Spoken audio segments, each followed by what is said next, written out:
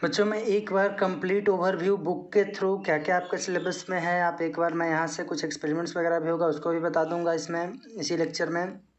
और मैंने 150 से ऊपर क्वेश्चन अपलोड भी कर दिए हैं आखिरी लेक्चर में, और पहला लेक्चर में भी डाला हुआ है। तो आप उतने क्वेश्चन को कर लो, कम से कम 100 से ऊपर ही क्वेश्चन है। एनसीईआरटी का पूरा है, हॉट्स क्वेश्चन कुछ है, सीबीएसई के प्रीवियस ईयर के क्वेश्चन उसमें डाले हुए हैं, तो आप उसको ज़रूर एक बार सोल्व कर लेना, ठीक है। और हर क्वेश्चन को लिखना, ठीक है, लिखने से आपको ज़्यादा बेनिफिट होगा, ठीक है। तो चलिए शुरू करते हैं। तो कंप्लीट वो में एक बार मैं जो जो अगर कुछ ऐसे टॉपिक्स होंगे जो मैंने स्किप कर दिए हों तो वहाँ उसको यहाँ पे हम लोग देख लेंगे। तो केमिकल रिएक्शन एंड इक्वेशन में सबसे पहले हमने चैप्टर के बारे में ओवरव्यू करा था जो आपको हो चुका है, ठीक है। मैं बस यहाँ पे आपको दिखा दे रहा हूँ 10-15 मिनट में कि क्या इसमें कुछ ऐसा टॉपिक है जो छूटा हुआ भी है क्या। केमिकल रिएक्शंस है जो हमने पढ़ लिए हैं कि एक वैसा प्रोसेस है जिसमें क्या होता है जो यानी विच ट्रांसफॉर्म वन और मोर सब्सटेंसेज इनटू न्यू सब्सटेंस, और जो नया सब्सटेंस बनता है उसका प्रॉपर्टी बिल्कुल क्या होता है, अलग होता है, ठीक है। ये हमने पढ़ लिया था प्रीवियस क्लासेस में, प्रीवियस लेक्चर्स में। उसके बाद एक एक्सपेरिमेंट आया था कि लीड नाइट्रेट और पोटेशियम आयोडाइड के बीच में एक्सपेरिमेंट क्या था। तो उसमें हम लोगों ने पढ़ा हुआ था कि येलो प्रेसिपिटेट का फॉर्मेशन होता है, रिएक्शन हमने वहाँ पे देख लिया था, ठीक है। फिर है कि बर्निंग ऑफ मैग्नीशियम रिबन, तो इस तरह से करा जाता है। मैंने पूरा आपको क्वेश्चन के फॉर्म में वहाँ पे बता रखा है कि कैसे क्या क्या होता है, ठीक है। तो बस यहाँ पे ओवरव्यू में दे रहा हूँ कि क्या आपको पूरा सिलेबस है या नहीं है। फिर उसके बाद में सोडियम कार्बोनेट और डाइल्यूट H2SO4 के बीच में है, ठीक है। यानी यह वाला है Na2CO3 और प्लस सल्फ्यूरिक एसिड यानी H2SO4। तो ऐसा एक्सपेरिमेंट मैंने आपको, ऐसा रिएक्शन मैंने आपको दिया हुआ है वहाँ पे। तो बस यहाँ पे आपको देखना क्या है कि क्या बनेगा। तो सोडियम कार्बोनेट और प्लस डाइल्यूट सल्फ्यूरिक एसिड दोनों को मिला देंगे तो इस तरह से रिएक्शन होता है। आप मैंने रिएक्शन के ऊपर में ये कर रखा है, आप चाहो तो इसको एक बार पढ़ सकते हो, ठीक है। यानी मैं देख लेता हूँ एक बार कि take a small amount of sodium carbonate, test tube में एक ले लो और उसमें क्या कर दो, डाइल्यूट सल्फ्यूरिक एसिड को ऐड कर दो। तो क्या एब्जॉर्ब करते हैं हम लोग कि तो वहाँ पे एवोल्यूशन होता है कार्बन डाइऑक्साइड गैस का। अब ये कैसे पता चलेगा कि कार्बन डाइऑक्साइड गैस का एवोल्यूशन हुआ है, तो उसके लिए क्या बोले थे कि बर्निंग मैच स्टिक को लेकर के जाओ वहाँ पे, तो वो जलना बंद हो जाएगा यानी बुझ जाएगा। तो हम लोग को पता चल जाएगा कि ये कैसा है, यानी CO2 का एवोल्यूशन हुआ है। फिर उसके बाद में जिंक और एसिड के बीच में तो हाइड्रोजन गैस का एवोल्यूशन हुआ था। कैसे पता चला था, तो वही burning match stick pop sound से जला था, याद होगा आपको, ठीक है। तो ये वाला एक्सपेरिमेंट है। फिर कैरेक्टरिस्टिक्स हम लोगों ने देखा था कि क्या क्या कैरेक्टरिस्टिक्स होता है केमिकल रिएक्शन का। तो चेंज इन स्टेट हो सकता है, चेंज इन कलर हो सकता है, ठीक है। फिर आगे में फॉर्मेशन ऑफ प्रेसिपिटेट हो सकता है, प्रेसिपिटेट क्या था वो भी बताए थे। एवोल्यूशन ऑफ गैस हो सकता है और फिर चेंज इन टेम्परेचर हो सकता है, ठीक है। सबको एक एक करके हमने आपको डिस्कस भी करा हुआ था वहाँ पे, ठीक है। अब केमिकल इक्वेशन क्या था, मैंने आपको बताया था कि केमिकल रिएक्शन जो भी है उसको रिप्रेजेंट करते हैं हम लोग सिंबल्स के फॉर्म में या फॉर्मूले के फॉर्म में। उसी को हम लोगों ने क्या नाम दिया था, केमिकल इक्वेशन का नाम दिया था, ठीक है। फिर ऐसा ऐसा ये केमिकल रिएक्शन के फॉर्म में है, इसको जब हम लोग इक्वेशन के फॉर्म में सिम्बल्स के फॉर्म में लिख देते हैं तभी उसी को हम लोग क्या बोले थे, केमिकल इक्वेशन बोले थे, ठीक है। तो ये सब है। फिर सिम्बल्स क्या क्या है, एरो साइन वगैरह से हम लोग लिखते हैं, ये सब हम लोगों ने देख लिया था। सिम्बल्स क्या होता है, तो सिम्बल आपको पता है कि हर एक कोई भी अगर मान लेते हैं एलिमेंट है या कोई भी कंपाउंड है तो उसका हम लोग एक सिम्बल बना करके रखें। जैसे मैग्नीशियम है, Mg ऑक्सीजन है, O2 मैग्नीशियम ऑक्साइड बना तो MgO, इस तरह से, ठीक है। फिर ये हो गया जो अभी हम लोगों ने देखे Na2CO3 plus H2SO4 CO2 carbon dioxide gas का एवोल्यूशन हुआ था प्लस Na2SO4। स्टेप्स क्या क्या है राइटिंग का के लिए, तो देखे थे कि दो के साइड बीच में हम लोग प्लस का साइन फिर एरो का साइन देते हैं, दो रिएक्शन के ये और इन दोनों के बीच में प्लस का साइन, इस तरह से हम लोग करते हैं। फिर बैलेंस्ड और अनबैलेंस्ड केमिकल इक्वेशन के बारे में देखे थे जो हमने आपको बता दिया क्या होता है बैलेंस, क्या होता है अनबैलेंस। और अनबैलेंस होता है तो उसमें कैसे पता चलता है, तो law of conservation of mass दोनों साइड में वैलिड नहीं होता है, ठीक है। यानी एक साइड में मास ज़्यादा रहेगा, एक साइड में मास कम रहेगा, तो उसी को बैलेंस करने के लिए हम लोगों ने बैलेंस करा हुआ था, ठीक है। तो यह सब देखे हम लोग। यहाँ पे कुछ एग्जांपल्स है बैलेंस अनबैलेंस का जो हम लोग बहुत सारा एग्जांपल्स देख चुके हैं वहाँ पे, ठीक है। तो ये था। उसके बाद में हम लोगों के पास क्या था, फॉर्मूले कैसे लिखते हैं, तो वो तो मैं शुरू से ही बताता चल रहा हूँ आपको, ठीक है। कुछ और भी एग्जांपल्स यहाँ पे दे रखे हैं, आप चाहो तो वीडियो को पॉज करके यहाँ पे देख सकते हो, ठीक है। फिर उसके बाद में आया था बैलेंसिंग, आता है बैलेंसिंग ऑफ केमिकल इक्वेशन। तो कैसे बैलेंस करते हैं, इसके लिए मैंने बहुत अच्छा तरीका आपको बताया हुआ है, ठीक है, कैसे बैलेंस करते हैं बहुत ही ईजी वे में, ठीक है।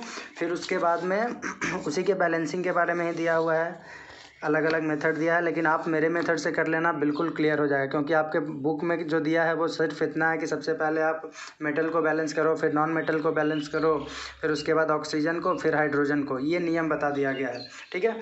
तो हर चीज़ नियम से नहीं होता, कुछ चीज़ हट के भी होता है, जो हमें आसान लगे वो हम कर सकते हैं, ठीक है। फिर कुछ एग्जाम्पल्स यहाँ पे दे रखे हैं, इधर भी बैलेंसिंग ऑफ इक्वेशंस है, बैलेंसिंग के लिए है। फिर केमिकल रिएक्शन इक्वेशंस को हम लोग ज़्यादा इन्फॉर्मेटिव कैसे बना सकते हैं, तो इन्फॉर्मेटिव के लिए मैंने आपको बता रखा है कि जो भी उसका स्टेट है, जैसे सॉलिड है, लिक्विड है, गैस है, उसको आप इंडिकेट कर दो, बैलेंसिंग कर दो, ठीक है।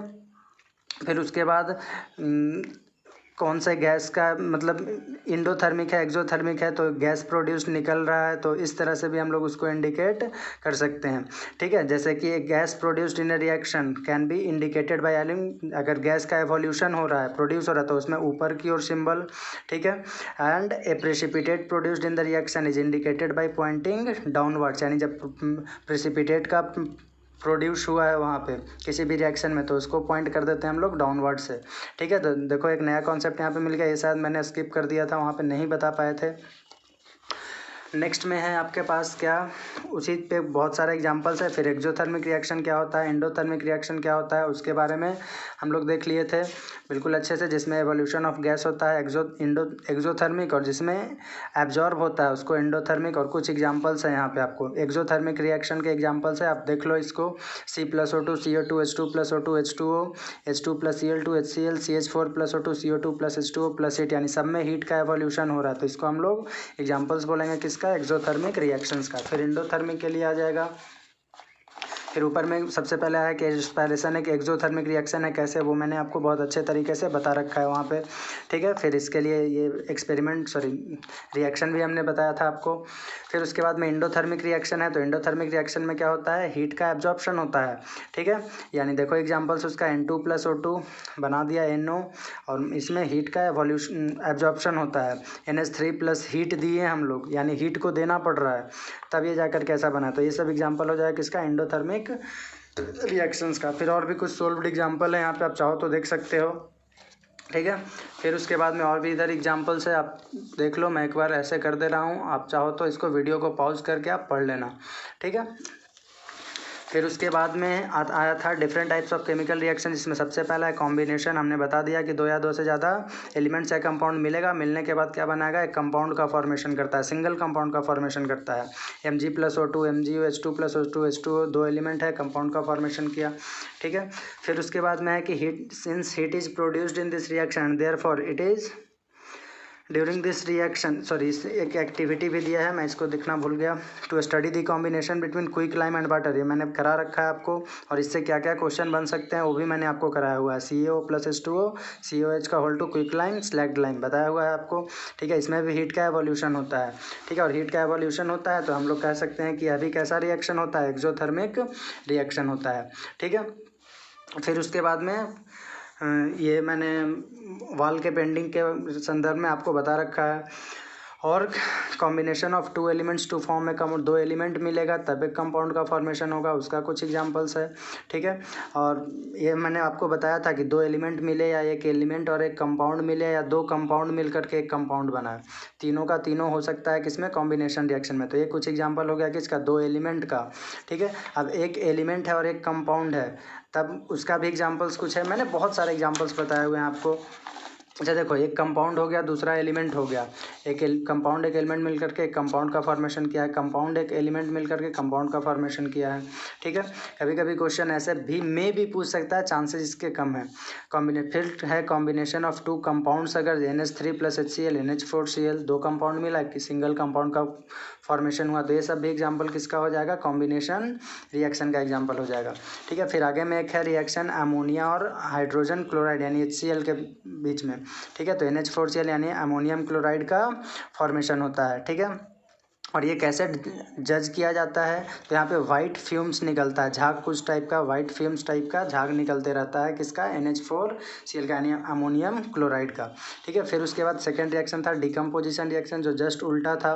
फिर ये हीट से हो सकता है, लाइट के प्रेजेंस में हो सकता है, इलेक्ट्रिसिटी या कैटलिस्ट के प्रेजेंस में हो सकता है। तो जो हीट के फॉर्म में होता है उसको थर्मल डिकम्पोजिशन बोलते हैं। ठीक है, और जैसे कि एग्जाम्पल इसका दिया गया है, मैंने बहुत सारे एग्जाम्पल दिए हैं वहाँ पे, PbNO3 का होल 2 और ये दिस प्लस दिस यानी इसको हीट करेंगे तो यह इन चीज़ों का फॉर्मेशन होगा। नाइट्रोजन डाइऑक्साइड का फॉर्मेशन होता है जो कि एक ब्राउन फ्यूम्स होता है। ठीक है, कैसा फ्यूम्स होता है, ये ब्राउन कलर का झाग निकलते रहता है यहाँ से। ठीक है, देख रहे हो यहाँ पे एक्सपेरिमेंट में भी दिख रहा है ऐसा।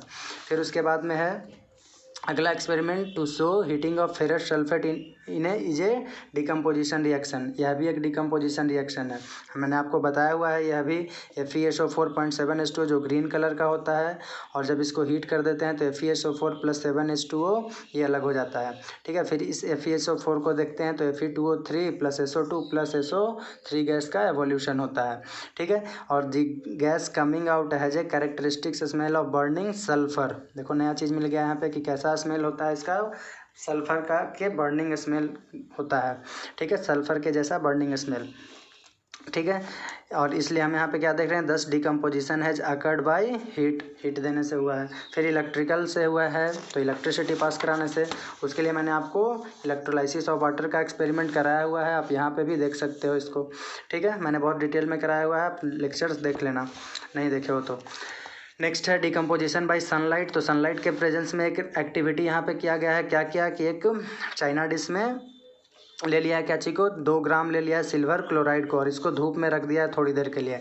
स्टार्टिंग में ये वाइट कलर का था, लेकिन जब इसको हम थोड़ी देर धूप में रख देते हैं तो क्या देखते हैं कि यहाँ पे सिल्वर और क्लोराइड यानी जो कह सकते हो कि यहाँ पे डिकम्पोजिशन होने की वजह से सिल्वर क्लोराइड का, ठीक है, क्या किस चीज़ का फॉर्मेशन हो गया है, सिल्वर और क्लोरीन का फॉर्मेशन हो गया, जो कि कैसे कलर का दिखेगा आपको, ग्रे सिल्वर टाइप का दिखेगा। ठीक है, और it is an example of decomposition bye sunlight, इसीलिए इसको हम लोग क्या बोलते हैं, फोटोकेमिकल रिएक्शन। फोटो का मतलब लाइट, हमने आपको बताया हुआ था। फिर उसके बाद में है यहाँ पे सनलाइट के प्रेजेंस में कराया है, हीट के प्रेजेंस में, हीट के प्रेजेंस में, हीट के प्रेजेंस में, और एक कैटलिस्ट के प्रेजेंस में भी करवा दिया है, जो कि एग्जाम्पल्स किसका हो जाएगा, डिकम्पोजिशन रिएक्शन का। ठीक है, क्योंकि चारों से हो सकता है। डिकम्पोजिशन के लिए कैटलिस्ट के लिए एग्जांपल्स मैंने दिया हुआ है, कि भी एग्जांपल है, यह भी देख लो, मीथेन है, वहाँ पे भी शायद मैंने इसको कराया है। तो C+2H2 में ये टूट जाता है। ठीक है, फिर यूजेज ऑफ डिकम्पोजिशन रिएक्शन, कभी कभी क्वेश्चन आपको ऐसे भी पूछ देगा कि डिकम्पोजिशन रिएक्शन क्या होता है, उसका 2 यूजेज या 3 यूजेज लिखे ऐसे ही।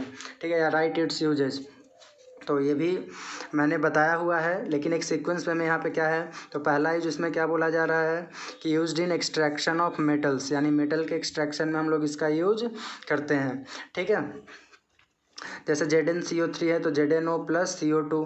ठीक है, एल्युमिनियम का यहाँ पे मिल गया है, यहाँ पे जिंक का फॉर्मेशन हो गया, एल्युमिनियम का Al2O3, इलेक्ट्रिसिटी पास करा देंगे तो एल्युमिनियम का एक्सट्रैक्शन हो गया।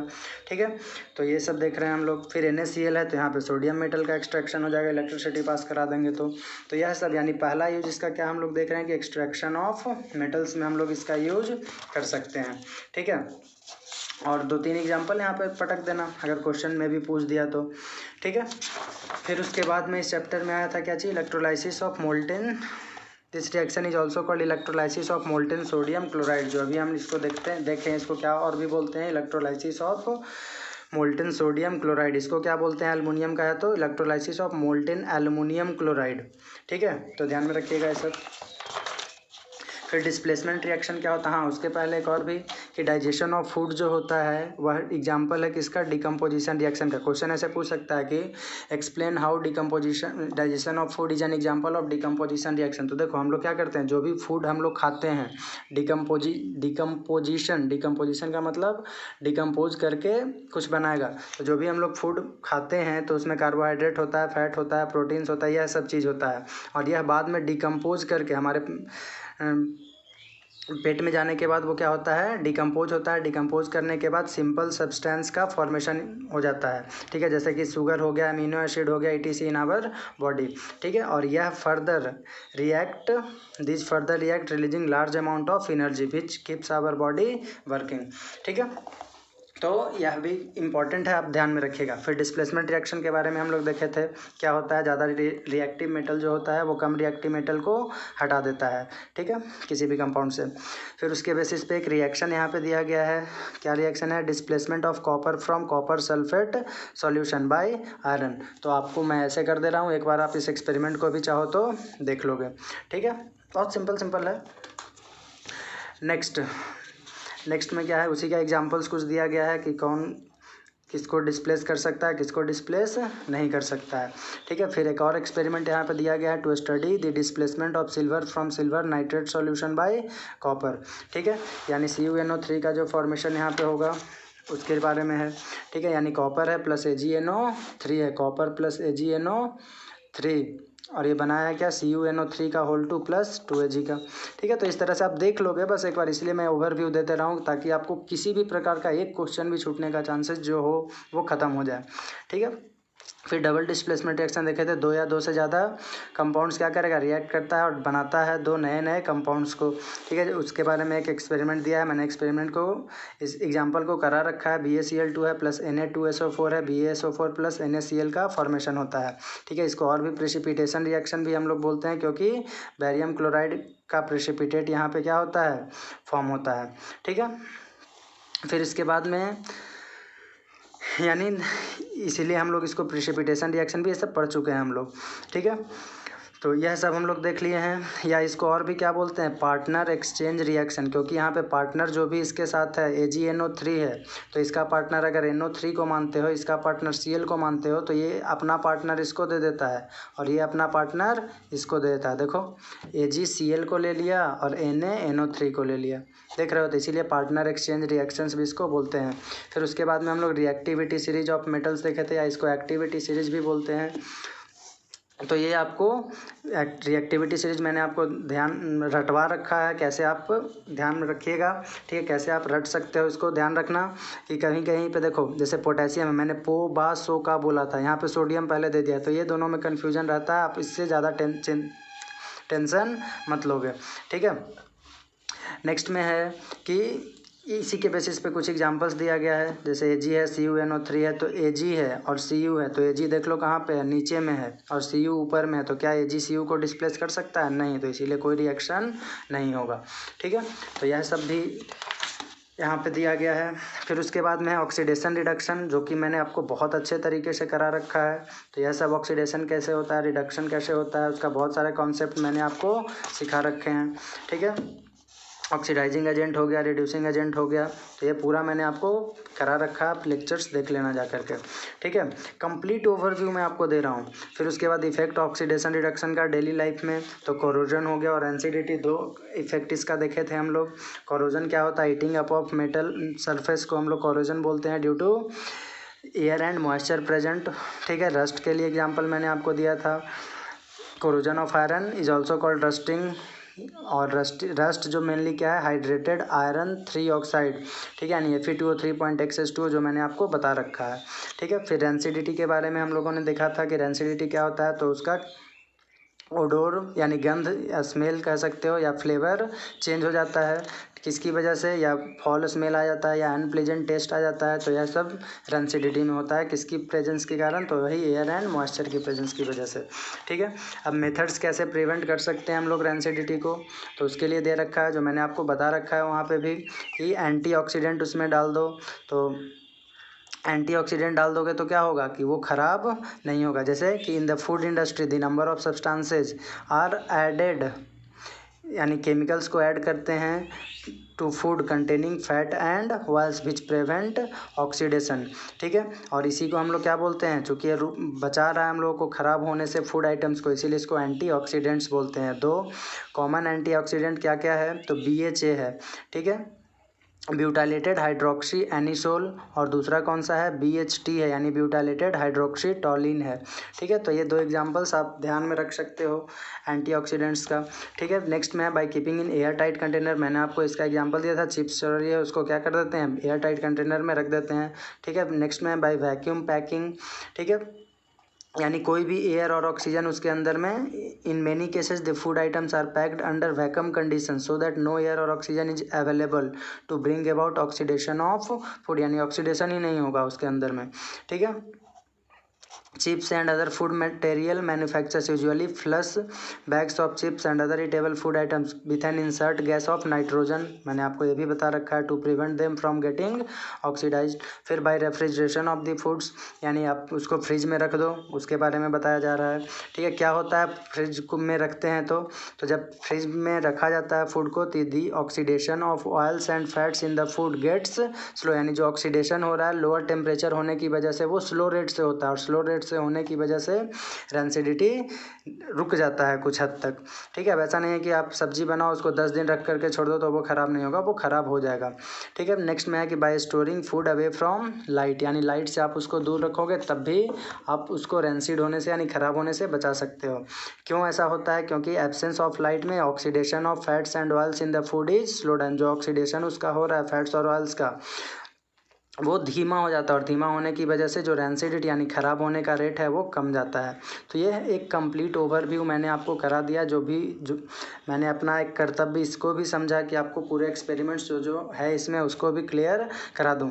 फिर इसके बाद मैंने आपको 100 से प्लस क्वेश्चन दिए हैं, उसको आप ज़रूर से ज़रूर पढ़ लेना, क्योंकि वो बहुत इंपॉर्टेंट क्वेश्चंस हैं। ठीक है, हल्के में मत लो, मैं आपको करा रहा हूँ तो कंप्लीट 100% के लिए करवा रहा हूँ। ठीक है, 10%, 50%, 60% के लिए नहीं करवा रहा हूँ, 100% आपको यहाँ से कुछ भी अलग आने वाला नहीं है। ये हमारा वादा है आपसे, और वादा का मैं पूरा पक्का हूँ, तो मैं करा रहा हूँ। ठीक है, तो इसके बाद सोल्व्ड एग्जाम्पल आपको शुरू होता है नंबर 4 से, तो जो मैंने सभी का फ़ोटो लेकर के आपके बुक में आपके डिस्क्रिप्शन बॉक्स में डाला हुआ है। तो रहने देता हूँ आज के लिए इतना ही। धन्यवाद, जय हिंद। चैनल को सब्सक्राइब ज़रूर कर लें।